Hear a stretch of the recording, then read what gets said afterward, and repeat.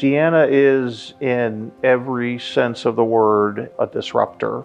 She takes this inherent energy and directs it time and time again to things in our community that need changing or need support or need growth. And it's something that I've seen in very few other people. Deanna is an amazing woman. I always say she's a force to be reckoned with. Everything that she does in this community comes from her heart. I've never met anyone like her. I really haven't. Visionary leader is something I always think about when I think about her. Her vision, it may start out, as an idea, but she's able to bring people along with her. She has that characteristic that makes you want to follow her. She makes you want to believe. She has a wonderful ability to connect easily and quickly with people and to listen.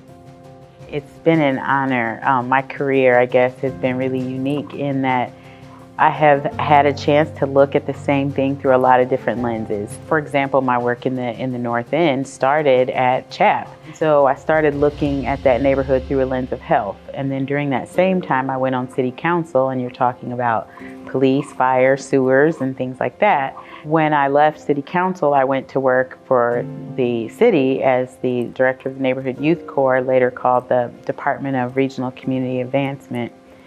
Subsequently, I also served on a charter school board, on a private school board, and on the city school board, which gave me a chance to see education through a lot of different lenses. So I've just gotten to wear a lot of glasses and look at the same thing, which I think is really unique.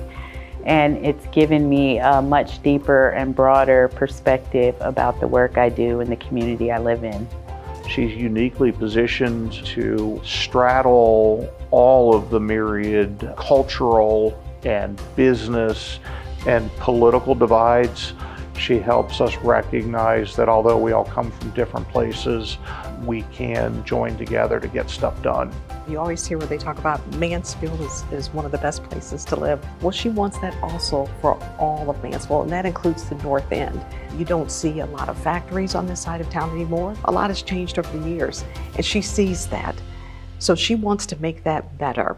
So I grew up on the North End, and I grew up in a house that was owned by my grandparents. 6 generations of our family grew up in this house at some point and lived there. And so watching the neighborhood change, whether it was hearing about it from the 1940s when my grandparents lived there through the 50s and 60s as my mom was growing up, and then me in the 70s and 80s, and then my kids in the 90s and 2000s. And so watching a neighborhood change from exactly the same spot just gives you a really different perspective.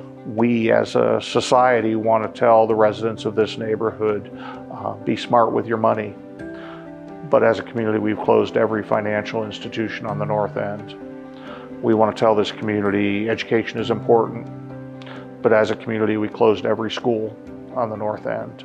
We want to tell these people be healthy, but as a community, we closed all the grocery stores. We've begun a development project that is going to create a multifaceted community center that will provide services to the neighborhood and to the larger community that have been absent for 2 generations. The center is being planned for December of 2025. What we decided to do was create a space so that if a 13, 14-year-old kid walks through, they can see something for themselves. They can see doctors and nurses. They can see an attorney. They can see the architect. They can see nonprofit professionals. They can see artists and performers and athletes and all kinds of things in one place, all catering to them and their families. I think this is really going to be Deanna's legacy. It'll be the most significant investment in the North End in almost 50 years. She was like a dog with a bone. If it was something that she believed in and something that she felt would be positive or beneficial to people, she stayed with it. She helped people see their way through it. And she has built the NACIC organization to what it is today, doing that very thing. She really has a gift to empower people. A woman of power who loves unconditionally, who gets things done. So over the years through NACIC, we've had a chance to be intentional about putting a plan together. We're seeing a lot of that. We're seeing it in over 600 dilapidated houses come down now in just one area. We're seeing it in terms of a formerly vacant industrial site now becoming an urban farm, or where the arsonist a few years ago had wreaked havoc and now we have a teaching garden there. So I think that taking things that are previously maybe discarded and bringing those things back to life and their value back is kind of a theme that I can see throughout my life and in my work. Her legacy is very meaningful, although she doesn't operate like that. She's a very skilled networker and a collaborator who takes no credit, doesn't want any credit for anything that she's doing.